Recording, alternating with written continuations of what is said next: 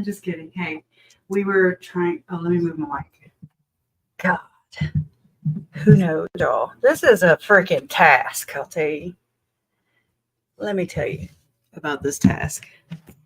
My phone sucks, right? We all heard the garbled mess that came out of my phone during the during the celebration of life for the kids.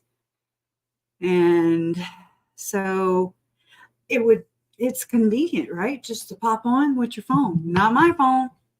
Nay, not my phone. Anyways, I'm sitting on the floor in Boise, Idaho, at my parents' condo that they rent or whatever while they're here. It's good to see you guys. I've missed y'all so much. So freaking much, right? It's nuts. The Wi-Fi is very shoddy here. So that's what I was doing before we went live. So Donna is carrying the stream. She's carrying it. And so that's that part of it. But then there's my part, which I may freeze. Okay. Hopefully I won't freeze in, a stupid face or something. Probably like just now. But anyways, it's so good. I know I miss y'all too. I do. I miss y'all too so much. Does the sound okay? Because this microphone traveled many miles with me, and it's very touchy. Donna is amazing. Yes, yes. I can't say it enough. And it's getting darker, so I might end up over here in the corner, like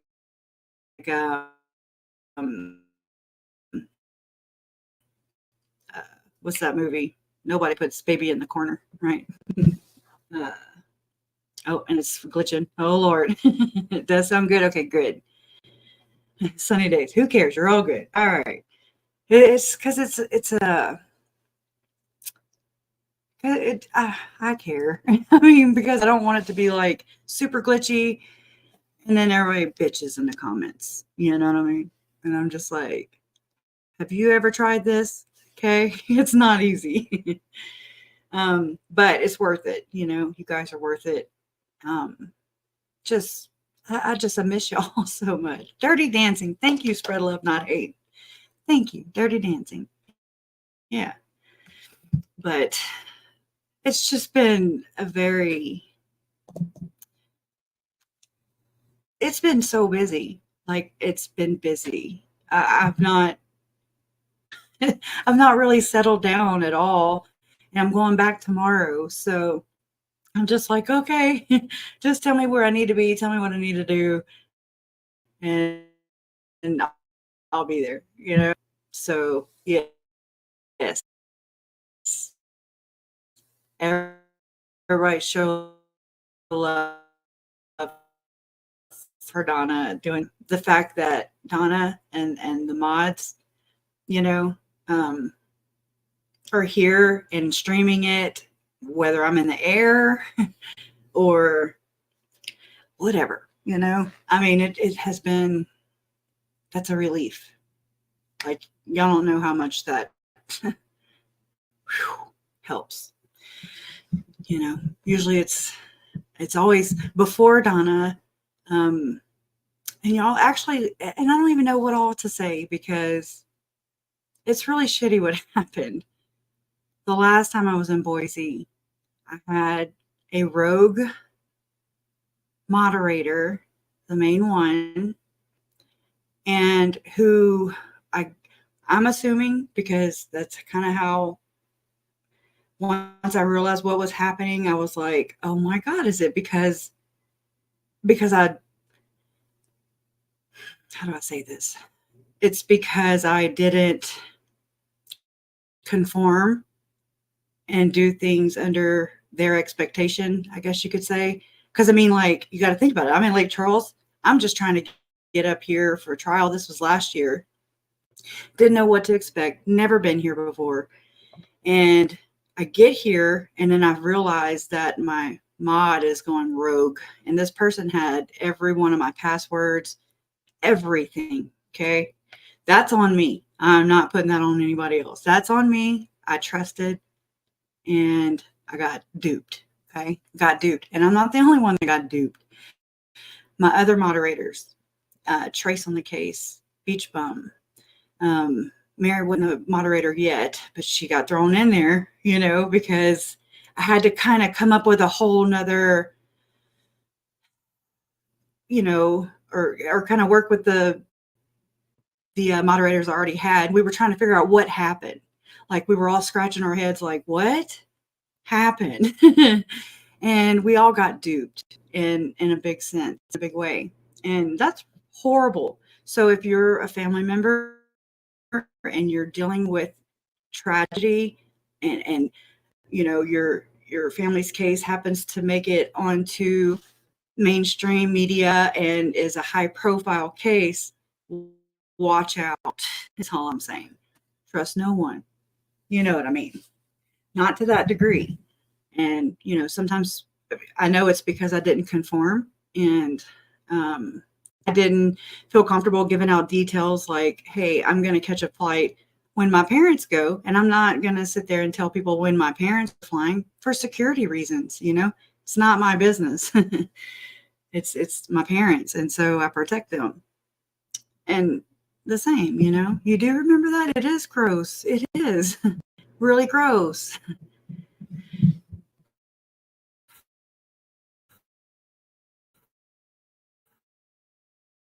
And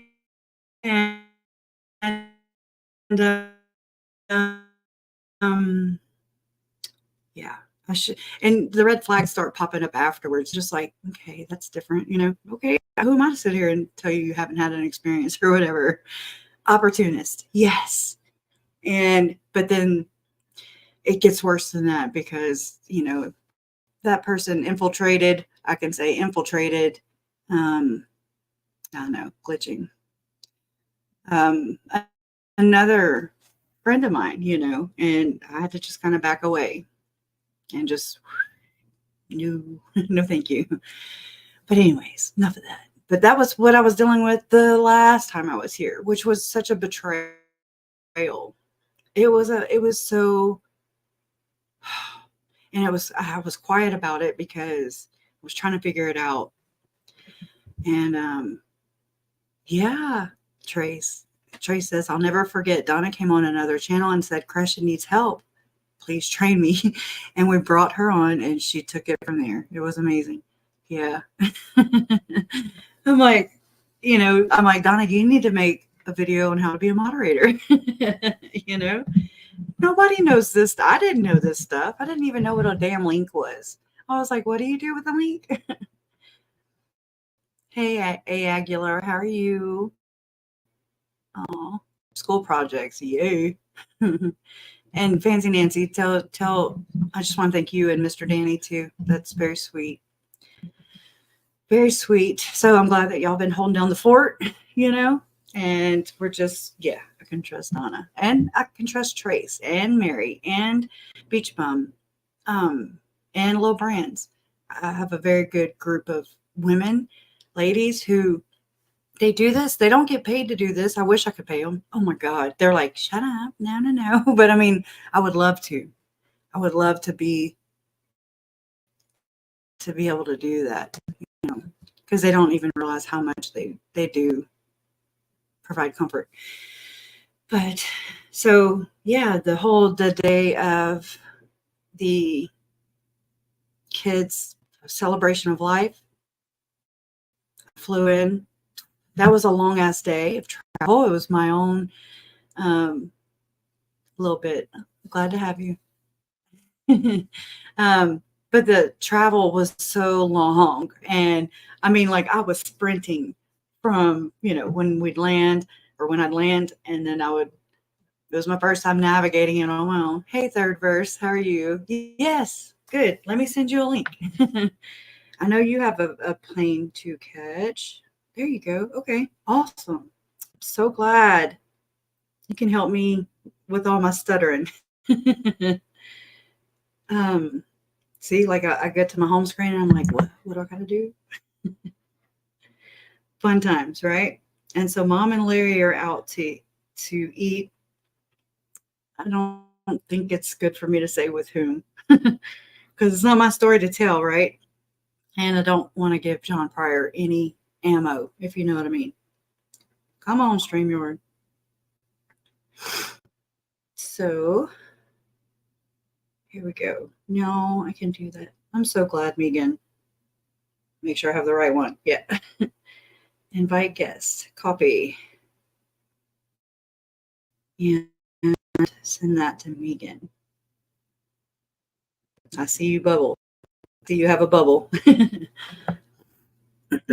So, yeah, she is a jewel too. Yes, it is that person. So,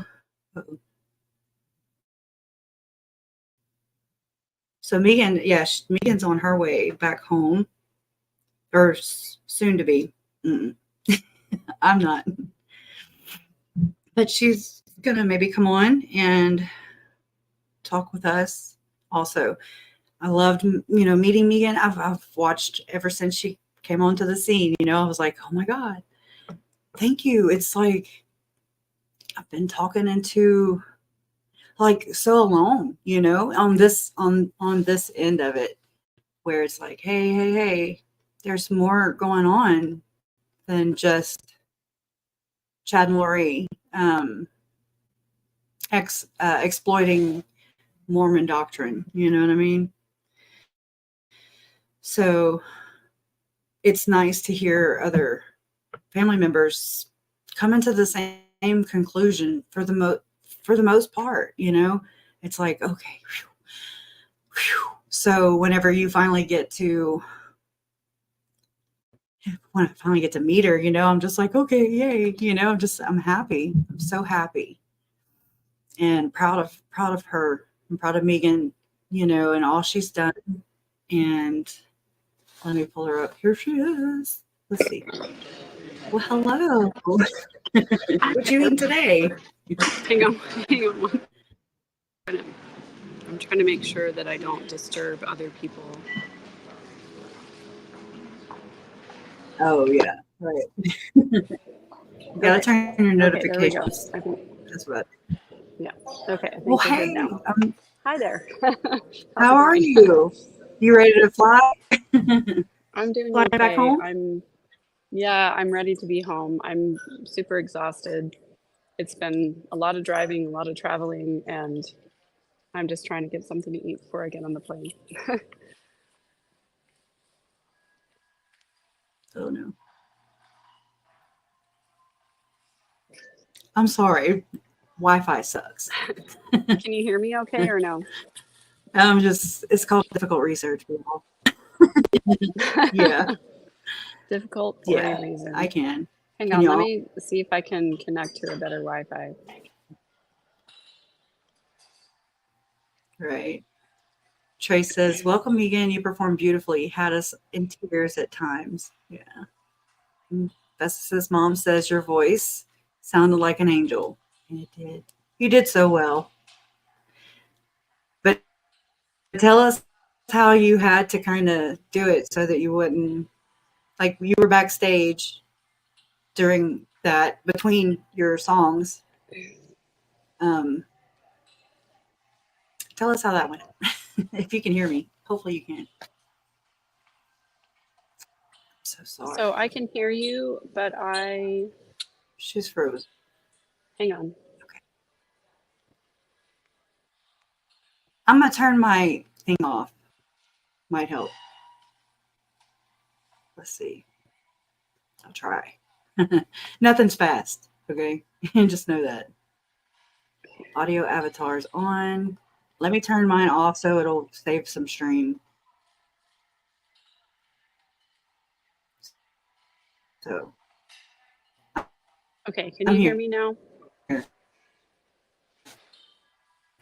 But go ahead. Can you hear me? Yeah. Okay. So I was trying to connect to the Wi-Fi in here to make it so that you can actually hear me. Can you hear me?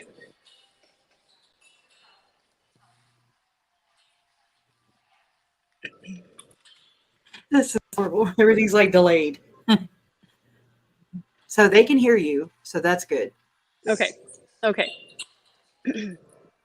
Okay. So I guess I'll just talk until I hear somebody tell me that you can't hear me or whatever.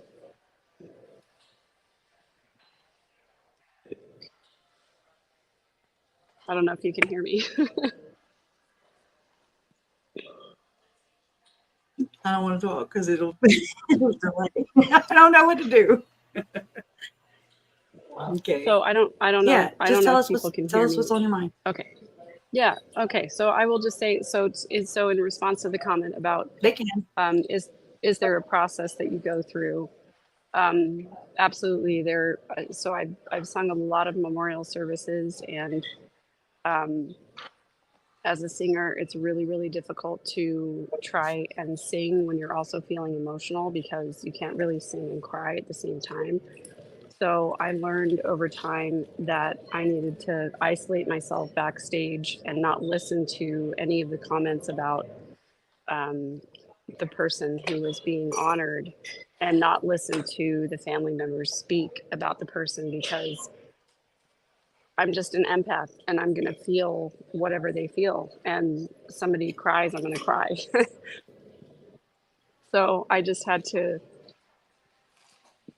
for this especially, I had to go backstage, put my headphones in, not listen to any of the poems or the commentary or Larry's speech or any of that stuff, and just sit back there and try to kind of gauge when they were wrapping up before I got ready to go on stage. So I didn't get to listen to the memorial, and that's kind of the role of a performer at a memorial service, is that you just have to delay your grieving and you have to wait until the service is over. So I didn't really get to do my grieving until, later that evening. Um, so we finished the service, and then people wanted to go and meet and get some food. So I had to delay my grieving then. And then some people wanted to go to Rexburg and see some of the sites, so I had to delay again. So it wasn't until I got back to my hotel room, probably around 11, that I was able to actually watch the service and hear the things that were said, before I was able to actually process everything that I was feeling. And I really, really appreciated the sermon at the very end about the river and the water, because that resonated with me as somebody who values nature as a part of my spirituality. So that was really meaningful to me. So it wasn't until later that night, and then I woke up the next morning and my eyes were all puffy and everything, because I had just been crying and everything. But so I had to just delay it a little bit and wait until afterwards, but it all worked out okay. Yeah. I'm glad you came. I really am glad. And that you were able to perform. I mean, just however, you and that's what you do, and so what were you listening to? Like Eminem? I'm just picking. I'm joking. In your headphones, like pumping up? No. I'm just Yeah, kidding.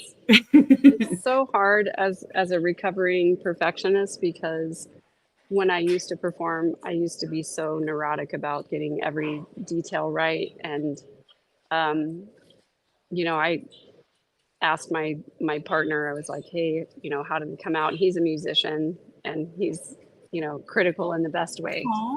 And I was like, Yeah. what did you think? And he was like, well, he was like, I thought your Ave Maria was beautiful, but honestly, it was just so emotional that funeral singing is never going to be my best singing, and I just have to make peace with that. So it was okay. I think But I'm really glad to hear that. Yeah, I'm just glad to hear that people resonated with it, and that it was valuable to people, and that people were able to listen to it and feel what they needed to feel in that moment. So that's what matters to me. It wasn't obviously anywhere near my best singing, but that's my contribution. Yeah. That's the only thing I can give. Right. You did wonderful. I'm way better than. Mom was like, "Do you want to read Brandon's poem?" I was like, "No," because that means I got to go stand up in front of people. No, I've read it. I have it. I read it to myself, and I mean, I'm not being ugly. I'm just like, I know me, No, and it was just. It's like how you know this because of what you do. Oh, I just clicked on another comment on accident. But like that morning, I woke up. I traveled the whole day before, and that morning I woke up and I was crying, but I didn't know why I was crying, and it's like it just was coming out without me being aware of it. It was just like it's so hard to it was be. just bursting at the seams. This is what it Yeah, seemed like. I mean, it's so hard to be emotional and vulnerable on any level, but to do it in public, it's so hard. And also to, I mean, to be able to express your emotions in a place where there are a lot of strangers around and everything. One of the things I said to um, somebody who came up to me was, there are no strangers in this building today where we were with Tylee and JJ honoring them. Like we were all there for the same cause, but it's still so hard to be vulnerable and emotional and to do it in a public space too.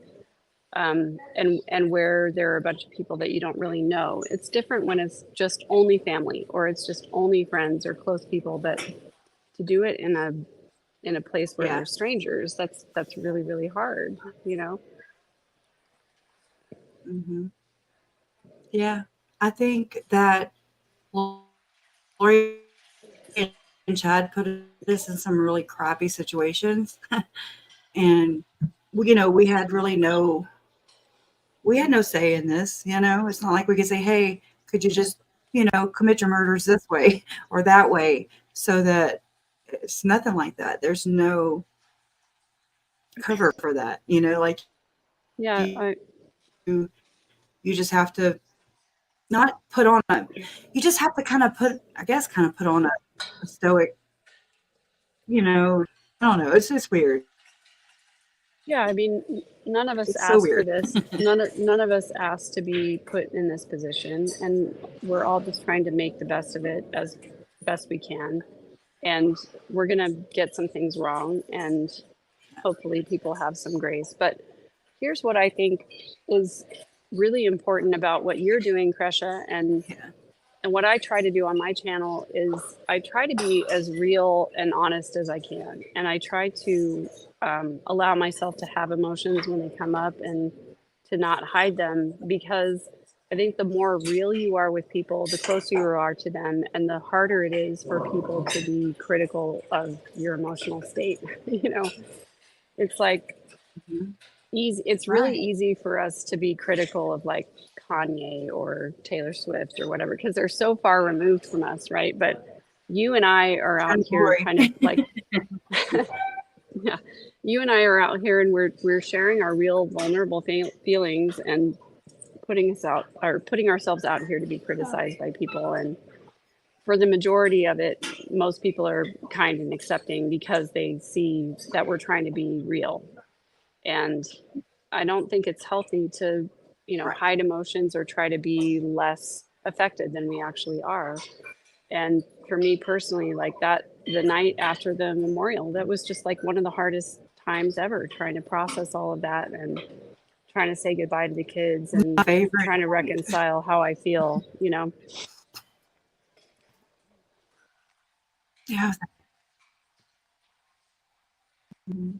I loved when you came over though, because it was just something that it's like we should have done it a long time ago, but we didn't really know how, or we didn't really know at that point.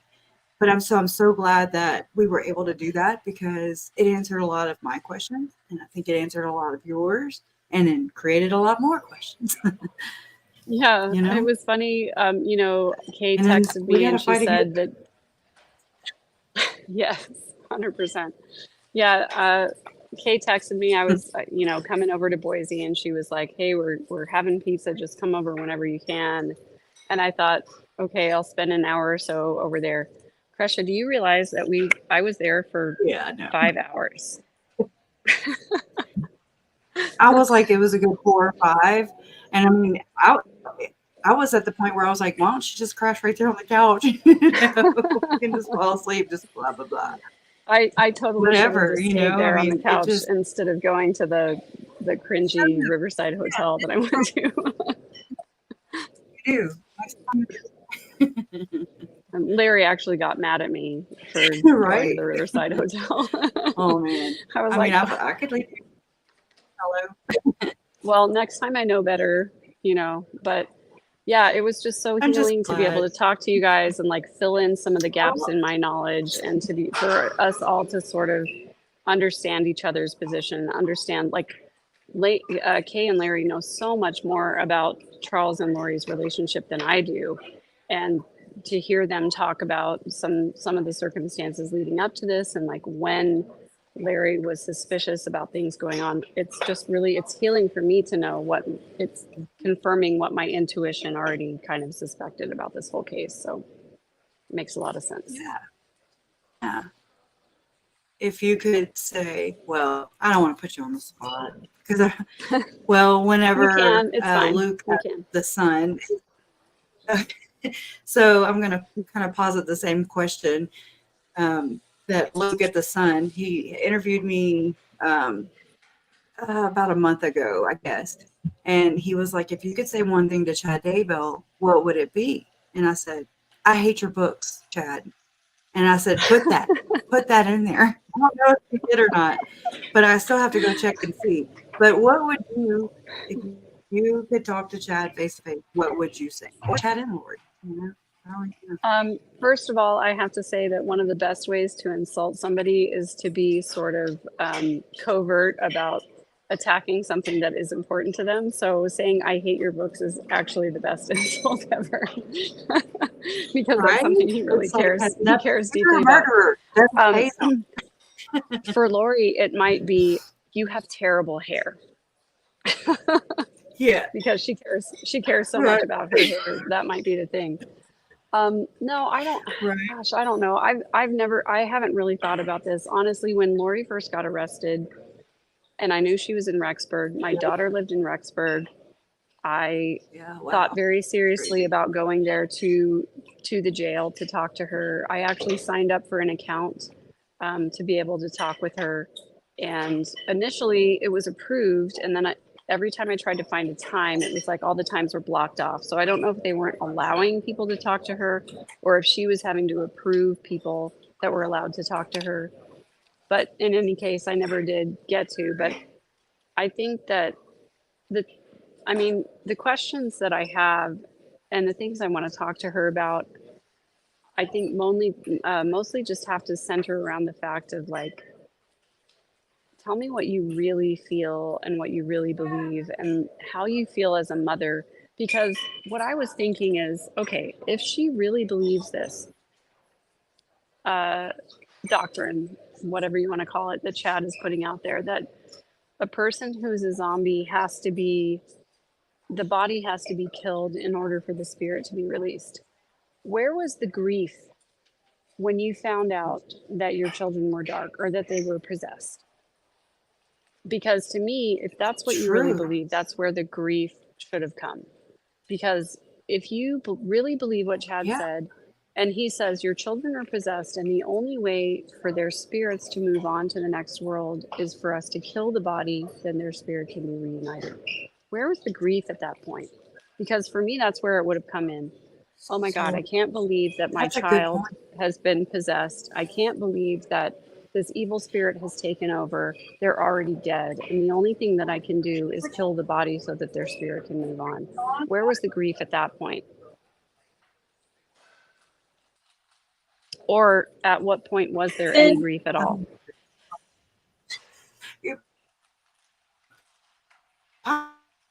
Pop in, because hold on, mom, and just got back, and she's like, "Are you live?" And I'm like, "Hey, hi, it's a little bit for her to get there." It's so good to see she's at the you. airport. I'm at the airport waiting for my plane. It's like a delay. Yeah, sorry. Yeah, that was a Wi-Fi's really not the good best. point, though. You know, where's the grief? Right. Yeah. At what point Yeah. did Lori experience any grief If for you- either of her maybe children? something to Daybell, what would you say? I don't know. I've been years about if you could say something to Lori, what would you say?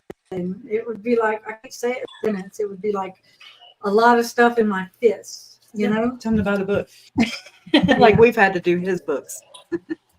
God. Yeah, I know. I'm on the floor. Sorry, and the delay does Bye, not Kay. help. Love Right? you. Thank I'm you. like, love you. Thank you. She said. Anyway, still being here to watch. I finally put the hideaway bed. I hit it.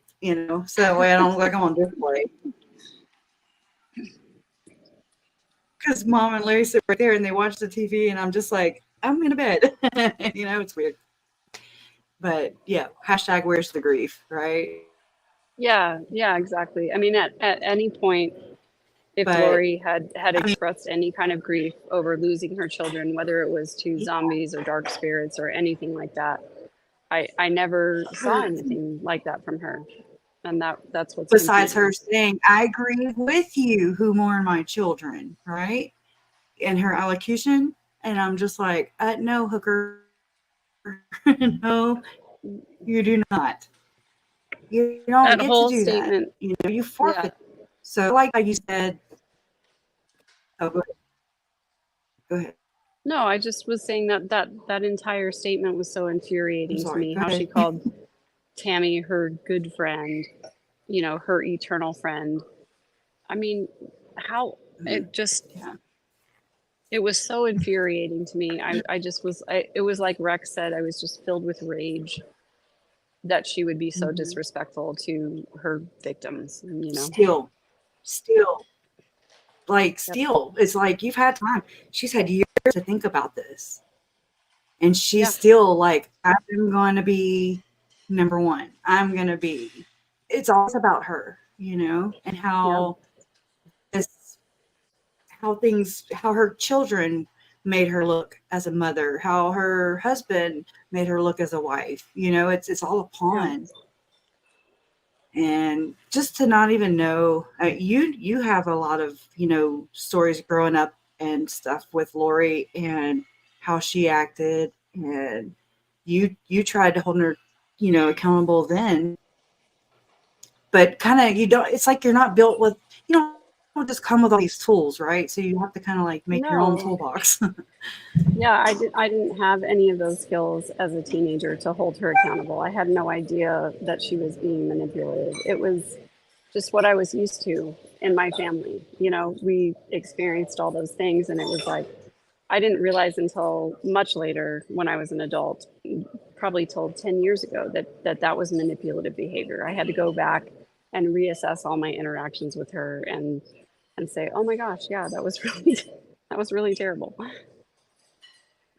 Yeah, really crappy person there, Lori.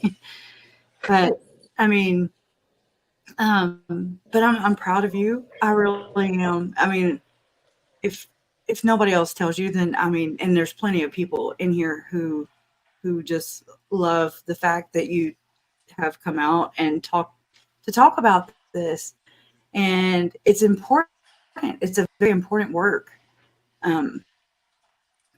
But again, it's not like we've had heads up or anything about it, and we're just trying to make the best, or try to make the best sense out of what's been thrown together. Yeah, I think, And to make it to where it's not in vain. I don't want their deaths to be in vain.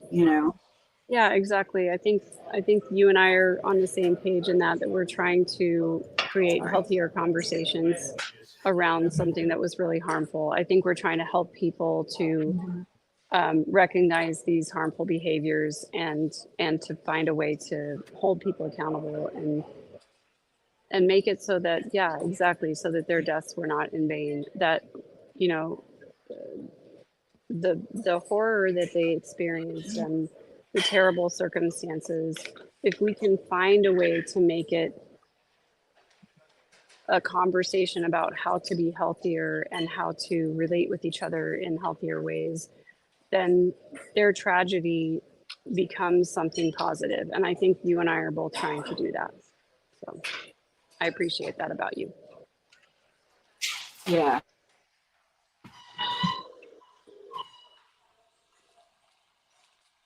Totally. And Get Here, I think is the name of it. Is that what it is? Sorry, what? I Walk Through Fire. Oh, yeah. It My- was I can hear Larry. live. Hi, Larry. I like a kid. Like, stop. Yeah, so my book is He I can't Walked hear. Through Fire to Get Here. It's on Amazon. If you don't And want to my come sit down. podcast is The Midlife Revolution, and it's on YouTube. Love it. Thank you so much for doing that. And it's not even really, it has nothing to do with this case, but it is actually about your story. Yeah, You my know, book but is that yeah, this my book is happened, trying to and help it is trauma part of your story. It survivors. is part of mine. It is part of our stories. Yeah.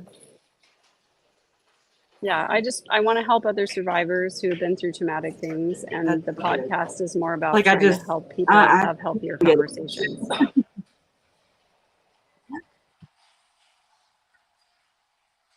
Sorry for the I don't delay. think there's anything wrong with it at all. People's lives, you know. Yeah, for sure.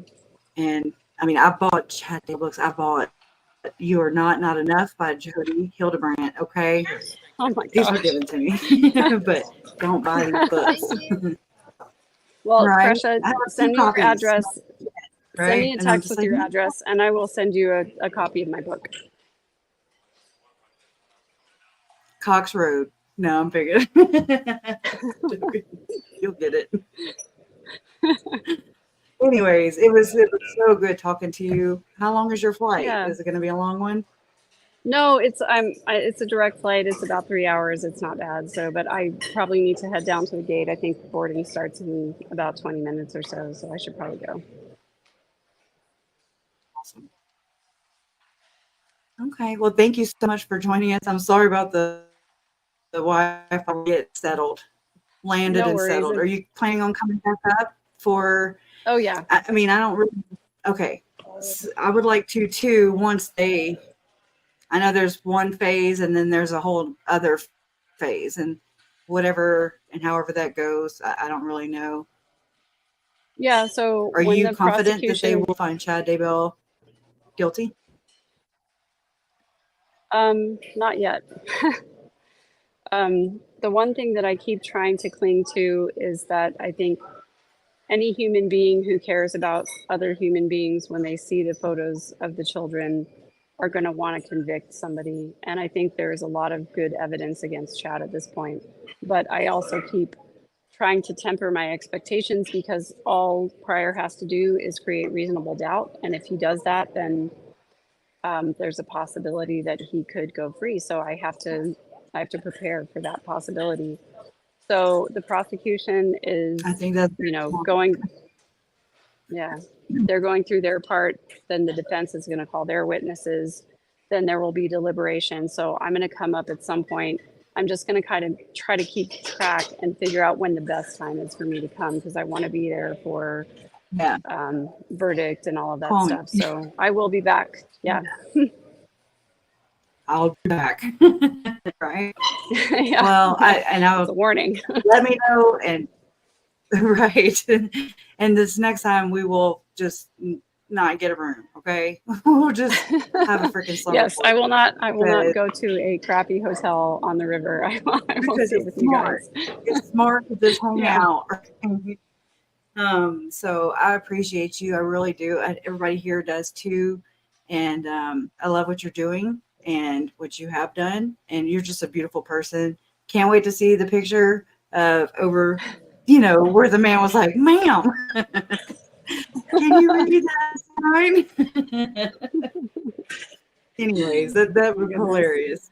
And reminds me of myself. I'm like, what sign? This one? Yeah, I'll Yeah. send you the video that I was taking when he was like, "Ma'am." Yeah. That All was right. Well, take hilarious. care. And it made Thanks me for inviting me on. I'm grateful for you and for what you're doing out here. And everybody go subscribe to Crush's channel. and third verse, right? Third verse. Yeah. Third Right. underscore verse. Okay. Yeah. I'll have the mod put it in the chat. I appreciate Thank you. and happy flying. Thank you. See you on Take the care. next go All right. around. Have a good night.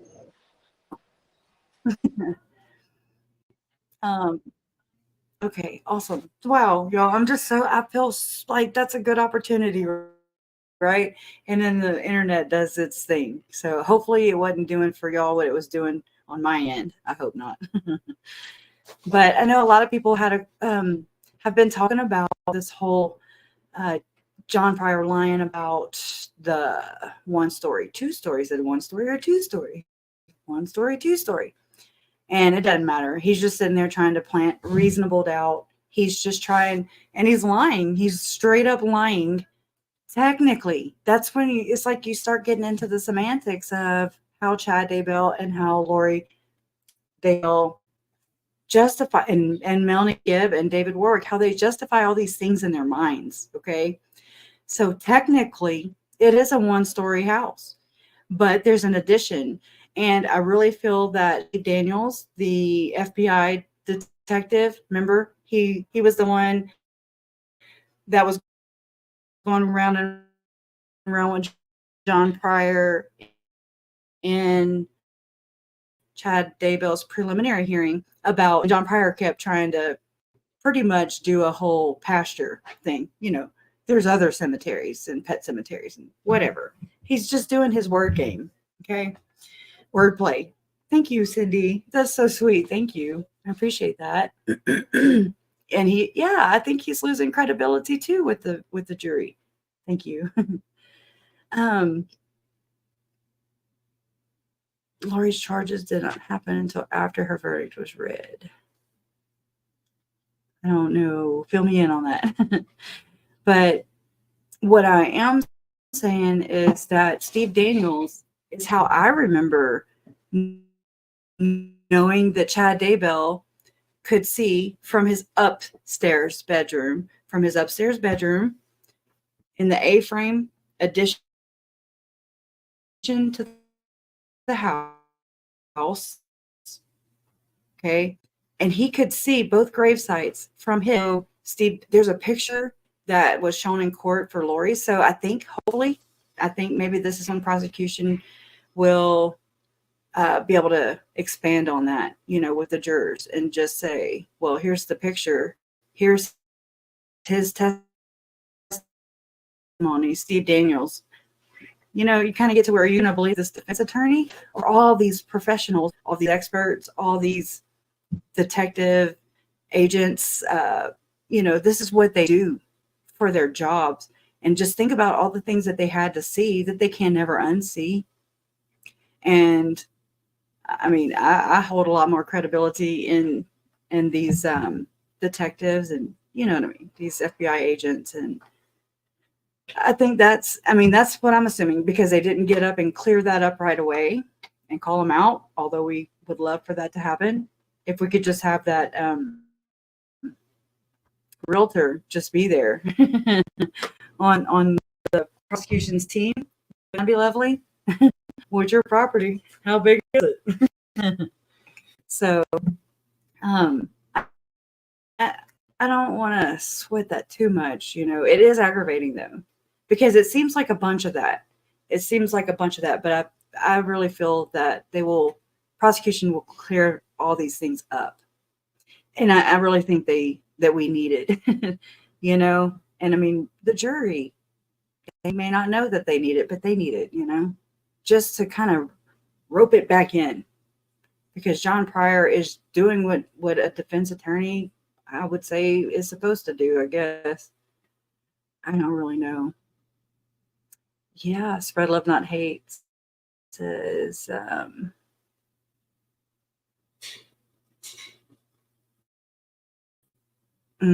yeah, legal cat, Chi-town. Chi-town. Okay, I'm like, Chi-town? Don't laugh. Don't forget Zaluma, right? Spread Love Not Hate says, convo in the cop car. Chud told Emma to put the mattress back upstairs and put the books back on the shelf. Right? Boom. I would drop my mic, but it's expensive. But that's there you go. And I mean, just like the pasture thing, you know, I mean, people say lot, and I want to say, wasn't it, who said it? Both said, oh, he said lot. What was it? Do you remember, Larry? Sorry, baby, I was reading. Do you remember whenever it was yesterday or something, and we both said, oh, he said lot. You know, I didn't know. But I mean, I don't remember what I don't either. Exactly. I didn't know if it was. I mean, he confessed in the back seat of that car. Larry agrees with Spread Love Not Hate. That's where it was. Yeah, I mean, I knew Yeah. exactly at that point. That was a confession. Yeah. He was basically just like saying, okay, well, here's all my financial stuff. I'm not coming back there, dear. You know. Let's see, Larry. Let's see. Let me turn my camera around. All right, you ready to be on? There you go. There's Larry. Okay. Say hi. Larry. Oh. Hey! Come on, some Bob Shack. All right. Now. Thank y'all. Whew. That damn camera there. I won't be back. Yeah. Totally. He was like, it's like his last rites or something. That's what he was doing. Basically, lining out his daughter to take care of his nasty ass business. Oh, everybody's saying, hey, hi, yo, Larry. He's saying hi back. He's in his iPad right now. So, but I'm so glad Megan got to come on and visit. She's a joy to be around, really. I mean, we were both like, well, I mean, she was saying stuff, and then I was like, well, what do you think about this? You know, and she asked me too, what do you think about that? And so, I mean, it's nice to be able to talk about these things, you know, and it's just, and it's knowing that it's not going to be exploited somewhere, you know, by the media or whatever. It's just like family from different sides coming together and just kind of trying to make sense of it all. That's what it is. Oh, I hope. And I hope so, and I don't hope so. You know what I mean? SD Esther. It's like she says, I still believe JP will perjure MG and DW about the 7 gatherers or witnesses. Because if you notice, he did not press the issue with them while they were on the stand for the state. Get ready. Oh, shit. Y'all, this is horrible. And it sucks because in those instances, I'm just on Team Truth. And I don't care what has to happen, what seas have to part for that to be expedited and to be revealed. You know, I want truth of everything that went into this, you know, I say everything, a little shy of the murders, the actual murders, you know, but what all went into it, how we got here, how we got here so that we can never get here again. You know what I mean? Thank you, Beach Mom. That's sweet. Sending prayers and love. I'm listening in. Love to mods and chat. Hi, Larry and Kay. Oh, that's so sweet. Allegedly Innocent says, do we think Garth knew what was happening the night Tammy died? I'm bothered he was emotionally detached when cops were there. Does anybody else get the same sense of that too? I do too. He was just distraught. Yeah, detached. But that's coming from a fellow Louisianian right there too. Y'all go subscribe to her. I love her channel. I love how she's the only one that is just like, let's face it, these kids were sacrificed. Okay.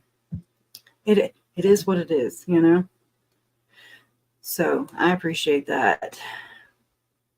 Do you think Emma knew the kids were there? She didn't seem surprised, right? It makes you wonder. I also wonder, if she's like on the spectrum or of sorts. And I'm not trying to diagnose anybody. I'm just an observation. It's just like whenever she was interviewing with Jonathan, is it Bigliotti, I think, with 48 Hours, and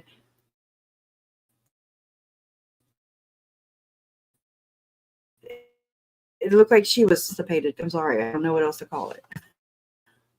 But it's like she was having to force tears. You know what I mean? And it's just kind of how Chad Daybell acts in public. He's just odd. He is so odd. He is odd, dude. Yeah, no court today. Woo woo.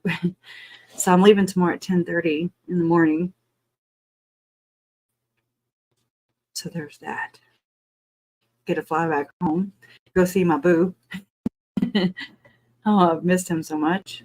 It's been a whirlwind. I'm so glad Carrie Ann was there. And I love her to death. She has no idea how helpful she is. You are, Carrie. And then to see Janelle and how Janelle's sister made this necklace for me. And it says, it says JJ's initials on the back. And I'll wait till I get home to tell the story about her sister making the jewelry. And it's just sweet. It's just sweet. It made me angry at Chad when Tammy's cousin talked about how disrespectful Chad was towards Tammy at her damn funeral. Right? Right. Just still jabbing at her. Still taking, we know this badass. Okay. Point blank. She was having to carry the weight of being a breadwinner, being probably not appreciated by her children for all that she did for them, holding them together. And the menopause thing I was telling Larry what a lot of you guys were saying, fell off the bed. And I was like, boy, that menopause will kill you. I hope I don't get the menopause. You know what I'm saying? Like shaming her for being, and she's the mother of his damn kids. It's weird. I'm sorry a little bit. I'm not trying to. And trust me, I hate feeling that way too. I'm not. I'm sorry. I just timing that I look over there. I'm not. Don't leave. Don't leave. And had to do everything. Yes. Yeah. Yeah, it's a beautiful necklace. I haven't taken it off. And I love how the chain, it's a short chain, so it's not like down to here. He is such a pig, right? I agree. That was wicked. You're so sweet. Carrie Ann.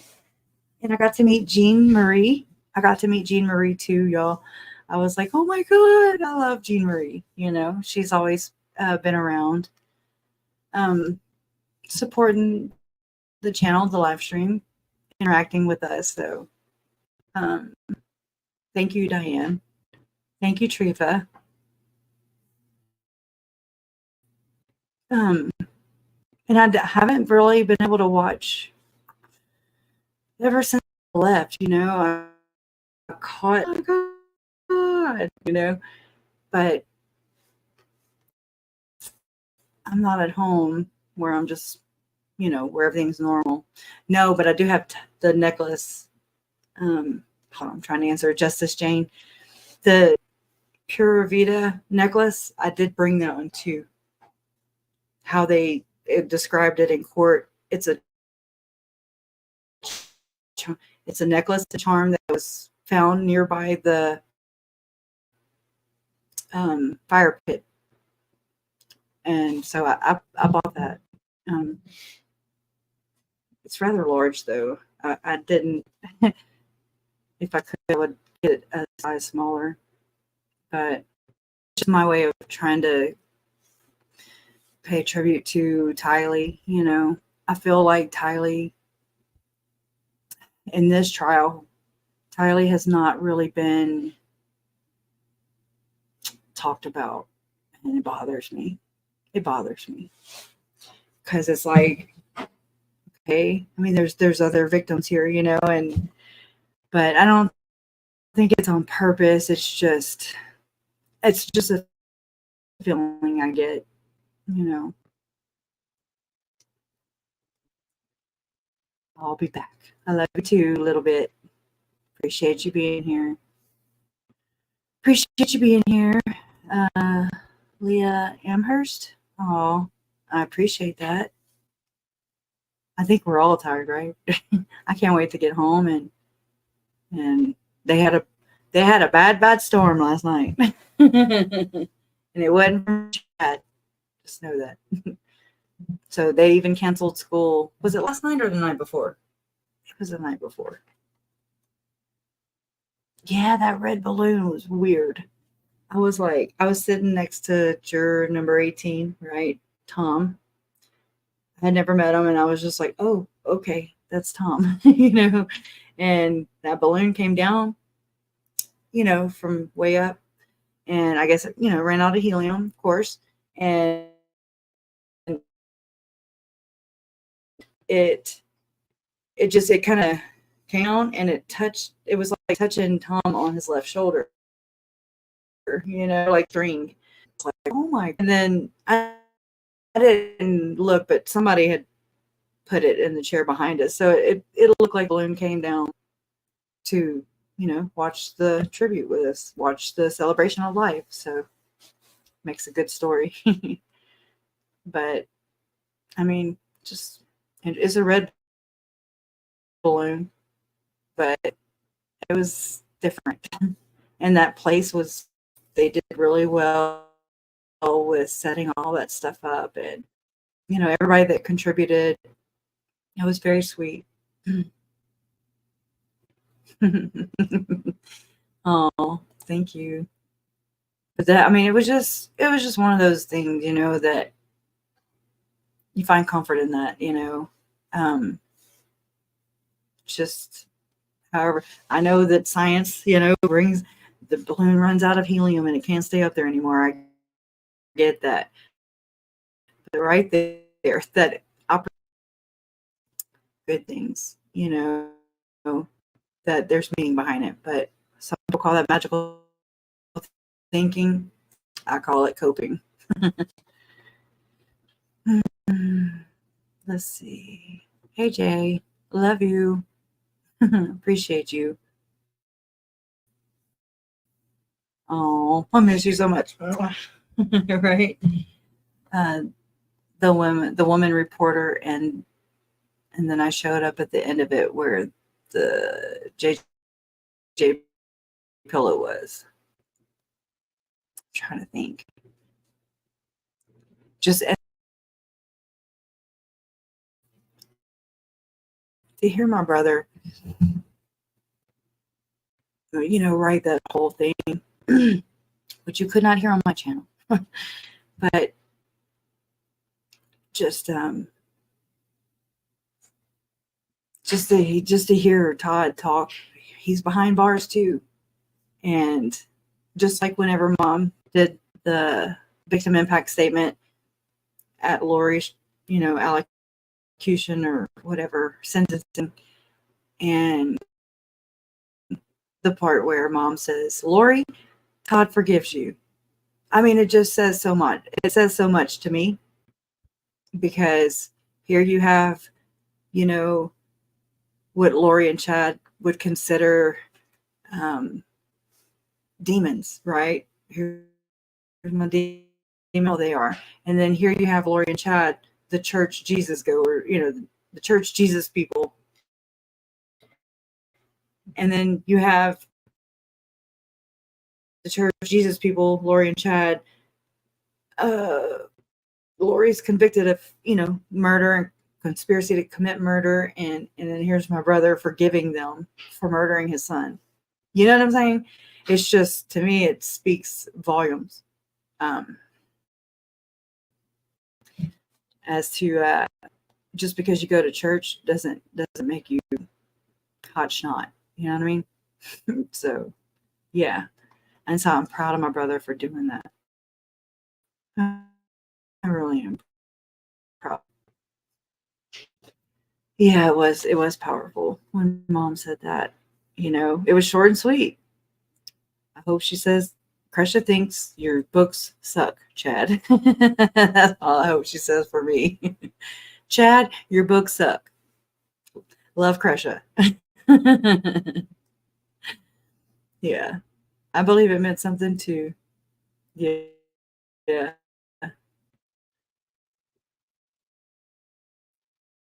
I don't remember either. Oh, now I got to go back and look, Carrie Ann. Was it during Todd's thing? I'll have to look. Now I got it. It was Todd. Okay, was it? Hide behind a church. Rope Catholic. Amen, sister. Amen. Chad's stupid books. Yeah. I'm going to have to go back and look now because I'm curious. Now I'm curious. But yeah, I mean, people can hide behind all kinds of things. The fact that they hide behind, you know, Jesus, scripture, and things like that, it's just another way where and pull people. And I mean, ultimately, it gets a lot of people hating God, what that's even all about. And that bothers me because it's like, God didn't do that. And scripture didn't do it. You did it. You manipulated it, you know? I know it's hard to believe she has grown children. I know, huh, Trace? Talking about Carrie and yeah, Chad's stupid books. Oh, stupid books. Hey. And Lori was like, okay, gross. That's just nasty. She's nasty. But here, we have some shirts too. We hate your books, Chad. We do. And we do. If you hate Chad's books, type a 1 in the chat. Okay? Because you can't go anywhere without these stupid books, including Visions of Glory, including where Zalem and Lori are texting one another, and reading Visions of Glory is better than church. Okay? The one that's circled right there. And here's Visions of Glory on the nightstand where my Uncle Charles was murdered in Arizona. You know, there wasn't any furniture in any other room. So that's Lori's nightstand right there with Visions of Glory on it. You know, right there on it. Bedside, right there. Easy to reach. Just saying. I know the book didn't do it. I know these books didn't do it. But I mean, really.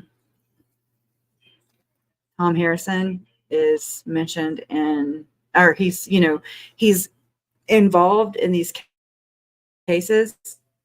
He's involved in Chad and Lori's in some way, shape, or form. Chad and Lori, Jody Hildebrandt, Ruby Frankie, the Hamblin case, okay, Tim Ballard. He's in all the Mormon, crime cases. It's not my problem. I mean, it's our problem, but it's not. I didn't do it, But I mean, pointing this out. What? She looking at me like that for? You're like, be bye.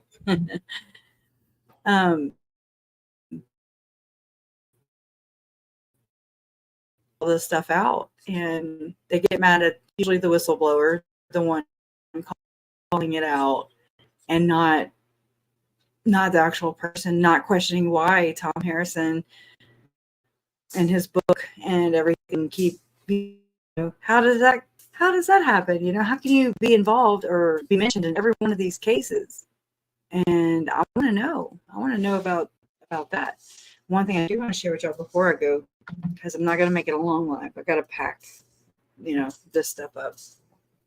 But I got an email from Michelle McDermott. And let me know what y'all think, because I've been doing this for almost 5 years. Hey, Jean Marie. Yeah. 34, 20. Oh, yeah, you got some children.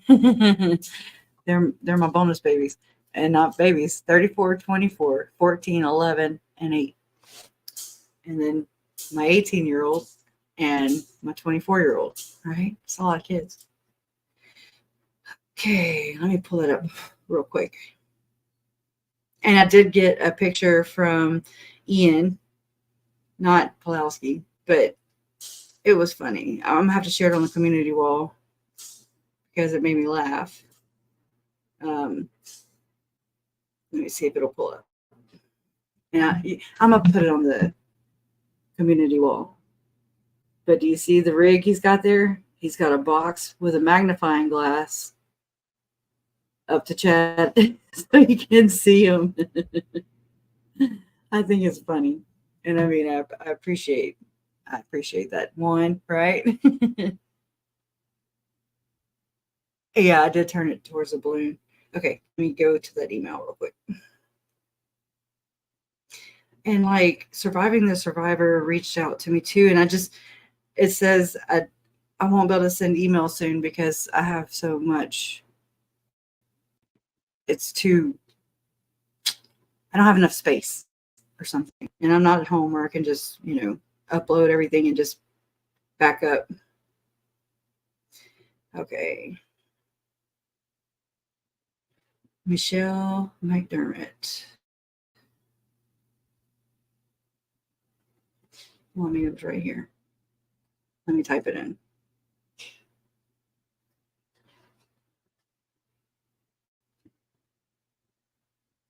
Okay. So this is Michelle McDermott's email to me. And so I have some videos of Michelle's uploaded to the channel, but I don't remember. I didn't do like any commentary or anything. So I really don't quite know what she's talking about. She says, this is Michelle McDermott. And this was April 29th, I think. Yeah, my birthday is May 3rd, April 29th. Today's April 30th, right? Anyways, she says, this is Shell. I just received a disturbing email from someone about several videos you have posted about me. I have given them answers to their questions, which they posted in your comment section, but decided to just contact you directly. Almost everything you have said about me is a half-truth or a full-on lie.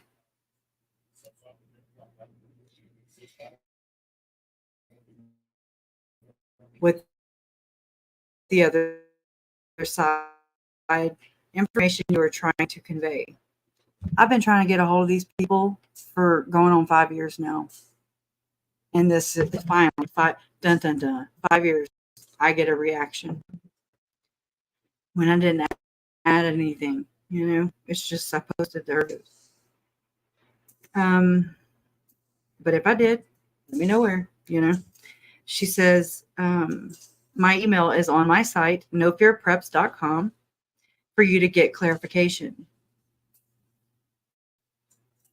I don't know what your religious affiliation is, but your attack on people to destroy their lives and reputation to gain followers and clicks is deplorable. First off, it ain't about no damn followers or clicks or nothing like that. Like that pisses me off. I just want freaking clarity. Okay. I don't have to sit there and poke holes in your character. I mean, I just let it be. I mean, it does. Y'all do a good enough job by yourselves. You know what I'm saying? That's how I look at it. Anyways, she says, here's the information you need. Already posted on your site, pasted from my answers to my friend asking. What? I don't even know what the hell that all meant. Number 1, I was the one who turned Julie Rowe. It got back to the president. I'm sorry. It got back to the state president, and she was excommunicated for priestcraft. Okay. I have never been friends with Julie Rowe nor met her. I received a lot of hate mail when she tried to warn people about. I received a lot of hate mail when she tried to warn people about Julie Rowe. That don't make sense. Early on in my first prepping book, before Julie Rowe was excommunicated, I did use some passages from her book to show similarities to other visions she had collected. Yeah, she had like a whole list. I mean, it's right there, you know? No, this is Shel McDermott. She's been mentioned in the trial for Lori's for sure, and I'm pretty sure she was mentioned in this one too, because she was at the same preparing a people events as Chad and Lori.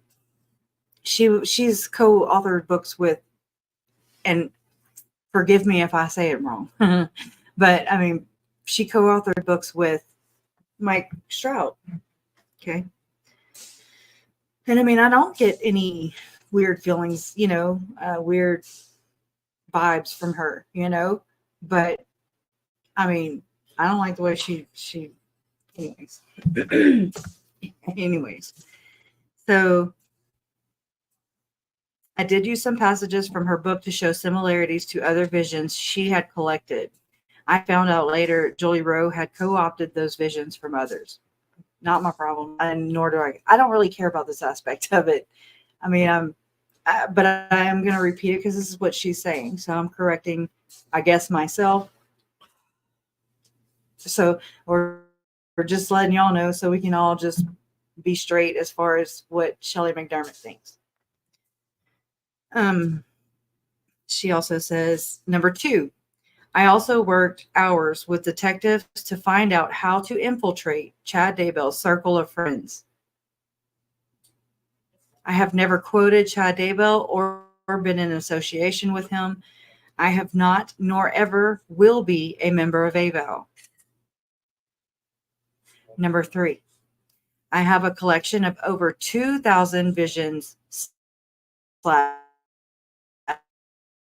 near-death experiences / prophecies from all walks of life. This is why I shared my collection and patterns to the prepping community. My collection has a section from the LDS archives and Journal of Discourse, and none of it is used to form a cult or a following. Well, touche. I'm not sitting here dishing about her in any way. Who are you talking about right now? Okay, go ahead. I just didn't know you were talking about. Tell them I just got out of the shower. Mom, she just got out of the shower. She wanted to know who the hell I was piping about. Okay. So she says, my books are all, whoa. Whoa.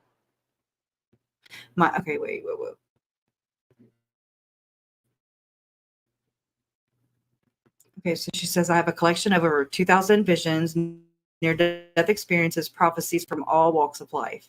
This is why I shared my collection and patterns to the prepping community. My collection has a section from the LDS archives, which a lot of people would call calling dropping.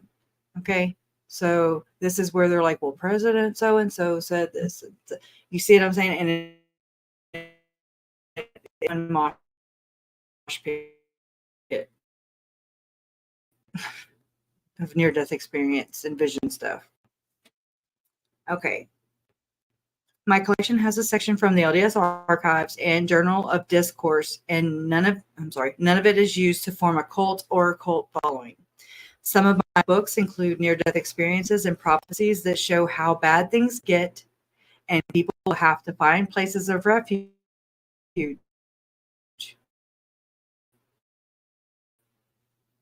Loud and clear. Because it is not my material to sell. Number 4, I was a friend of Mike Stroud. She co-authored with Mike Stroud. I've read plenty. of Mike Stroud. I was a friend of Mike Stroud before he was excommunicated. I stopped working with him when I found out he did a presentation with Preparing a People, which is the first time Mike Stroud did a Preparing a People conference, was the same weekend that Chad and Lori were sealed in the damn temple, November of 2018. She says, so she stopped working with him on transcribing his records from his missions when I found out he did a presentation with Preparing a People. I warned him he was going to be excommunicated if he didn't disassociate himself with Julie Rowe and Chad Daybell's teachings. I have not spoken to him since he was excommunicated. Number 5, I met Michael and Nancy James,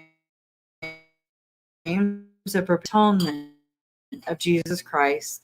Finding Peace When the Devil Visits is the name of her book. The book is about extreme adversity after 4 family unalivings. You can read it for free under the book section on nofearpreps.com.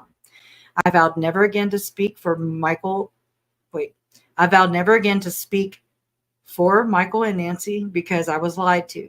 I was told JR would not be there at the event, and she was anyhow. I am a mother. I am doing what the leaders have given for guidelines. Number 7, I consider Avraham Gileadi a good author and use his work along with multiple other authors on Isaiah. I do not think Visions of Glory is anything but one man's vision of New Jerusalem. He does share our relationship with the spirit world, similar to a book called Return from Tomorrow and thousands of other NDEs.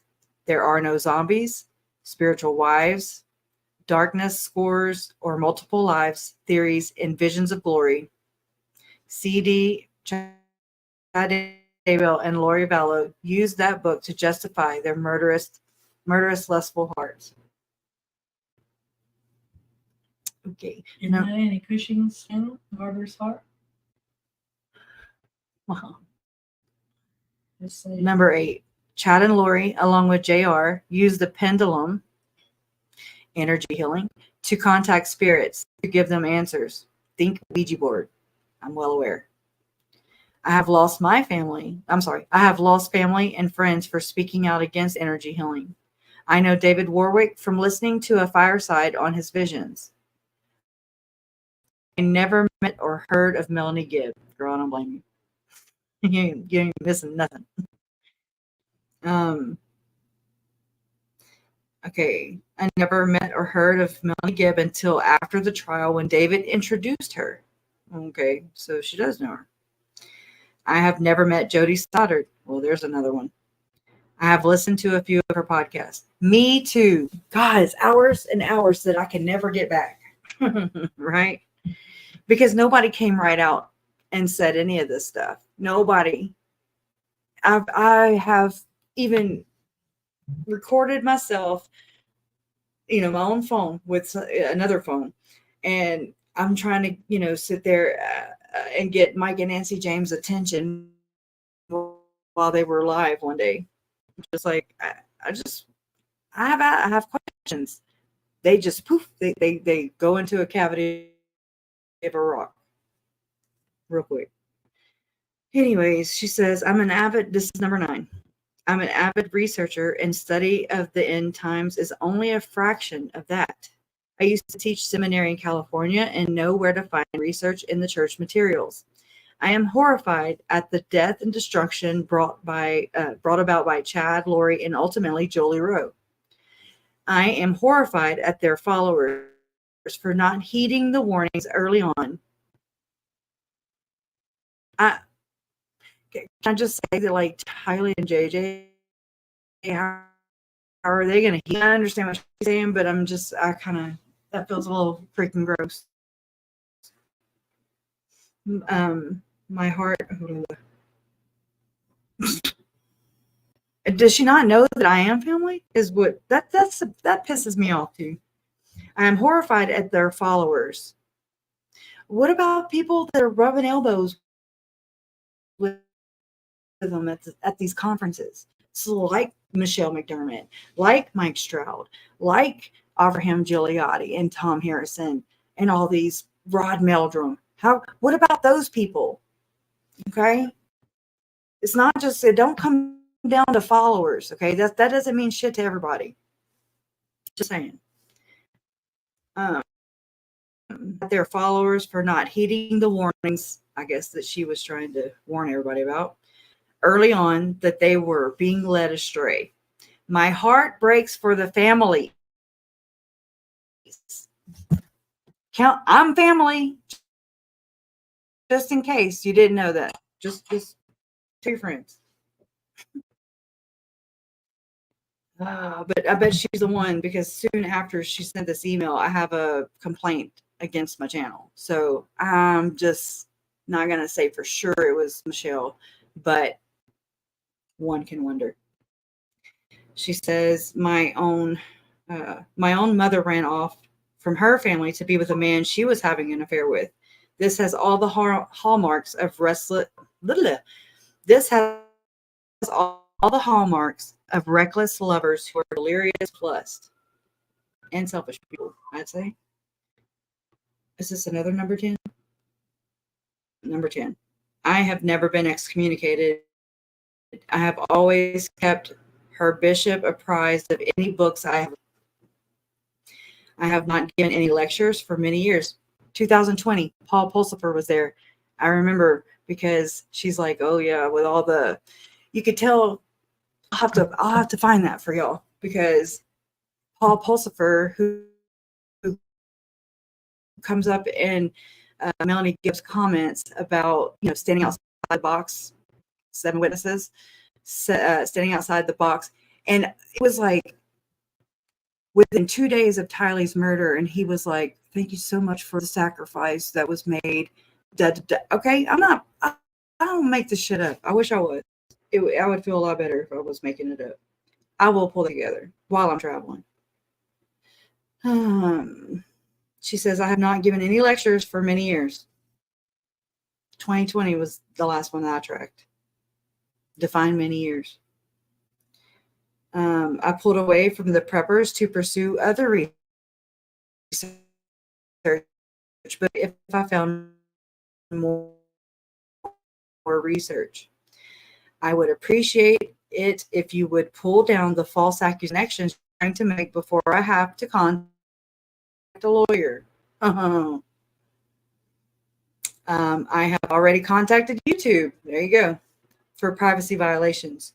Do your research and get both sides of the story. Feel free to email or call me with any questions. Shelly McDermott.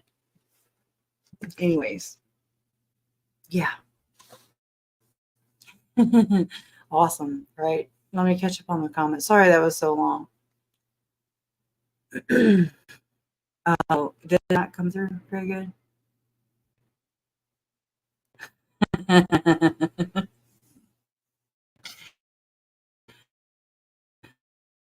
Book I wrote to crush it, unquote. Okay, I know. Oh my god, I'll publish it on the community wall. I ain't got shit to hide.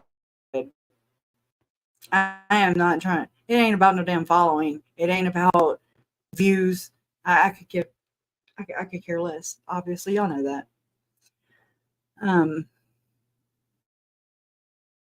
But yeah, a lot of that. And so, like the lawyer, if I don't correct the things, I've never said anything besides, hey, she runs with Mike Stroud during the time of Chad and Lori. You know what I mean? Whatever. Don't click up to everybody's wagon. That's all I'm saying. Maybe you got to do a little bit more discerning, Yeah. And I mean, I really didn't think much, like she doesn't give me bad vibes. Like it's nothing like that, but they pretty bad now. But anyways, yeah, probably watching this right now. Yeah. Just be sure to subscribe and give the video a like. I'm just picking. Oh, it's okay, Colleen. You didn't really didn't as much. Just again, Paul Pulsifer was there. I know his voice. It was 2020, and she made it sound like all the stuff that Chad and Lori was causing, like, oh God, now that we're detached from that is what it felt like, but yeah, I know, I'll carry. But anyway, so yeah, now that I've read it all the way through, because I had read it, but I guess I read it really fast to myself before I came on. And I mean, I've already emailed her back, I'll post that too. I said thank you on July 11, 2019, and his death was the first of many tragic deaths that occurred soon after. JJ Vallow was my only biological nephew, and Tylee was my step cousin. Lori and my Uncle Charles adopted JJ when he was an infant, and I'm sure you're not as affiliated as I initially thought. I don't think I've said much about you. I only shared your own video presentations on my channel in hopes that I'd be able to talk to you more about it. It just happens to be almost 5 years later. I believe in God and his son, Jesus Christ, but I've never really belonged to a church. I also don't hold anything against anyone who is a Latter-day Saint or who happened to get caught up into the tangled web of my former Aunt Lori and her fifth husband. They want. Your name has been mentioned in testimonies in Lori's trial last year and then again in Chad's trial this year, if I'm not mistaken. I've been traveling this last week, so it's been rather difficult to keep track of what all is being said while traveling. If anything, I have listened to most of what you have said in your videos, and I didn't think you were too involved in their crap. I hear sincerity in your voice, and I commend you for speaking out and working with police to get the facts right for prosecutors to have a clearer picture of what happened during the investigation and the murders that took the lives of 3 people I love and adore. My mom, Kay Vallow Woodcock, who was Charles Vallow's sister and JJ Vallow's grandmother, was rated dark and even given a zombie name, Rhonda. From my perspective, people who are given zombie names end up dead. So I hope you can give me a little slack on this. It's terrifying. I'm in Boise right now and heading back home to Louisiana tomorrow morning to be back with my fiance, who has been sick the last couple of years.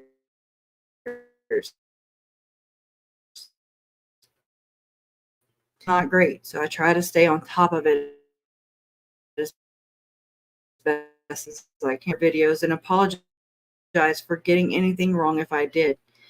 Would you be okay with me sharing your email with my community so I can clear it up for them as well? Would you want to do a live stream with me so you can tell us more about how this has affected your life so we can get a more accurate picture? And I gave her my phone number. You're more than welcome to call or text or correct me anytime you feel comfortable. Love always wins. Something my Uncle Charles said. Thank you from the bottom of my heart. So there. Anyways. Yeah, a little bit, huh? Anyways. Yeah, you didn't miss it, girl. How you doing, Ashley? How's Louisiana? You holding the fort down? All right, y'all. I guess I'm gonna call it a night. Yeah, she does. That's how I feel too. Like, she obviously doesn't know your family. She didn't speak at all about the children, and she needs to read the room. She's stepping out of line. Somebody said the other day, they were like, Mormons need to read the room. That's perfect, I don't know. But that damn ego every time, huh? I know. Again, my bad. Sorry. Trying to process all these things, not just get YouTube likes and whatever. That matters to some people, but it does not matter to me. Okay, it doesn't. But I don't know, because I'm going to be traveling all day. Treva, 10:30. I don't think I'll land. Jason, I think I'll land at 7:30 in Lake Charles. So, yay. But I'll have to check that time again because so much has happened between then and now. But I appreciate you guys. I'm about to go eat and, watch some Tube with Larry and Mom. So appreciate you guys. One true church seriously goes to the head. Yes, it does. I love you guys. Let me know. We'll be here tomorrow. Donna's gonna have the live stream for court. So to the airport. So I'll try to be packed so I can maybe do both. But I'll go slap chat for y'all. I don't mind. I'll be in the slammer tomorrow night, but all right. Anyways, love you guys. Love always wins. You guys are proof of this. Justice for Charles, Tylee, Tammy, JJ, and Joe. We'll see you next time.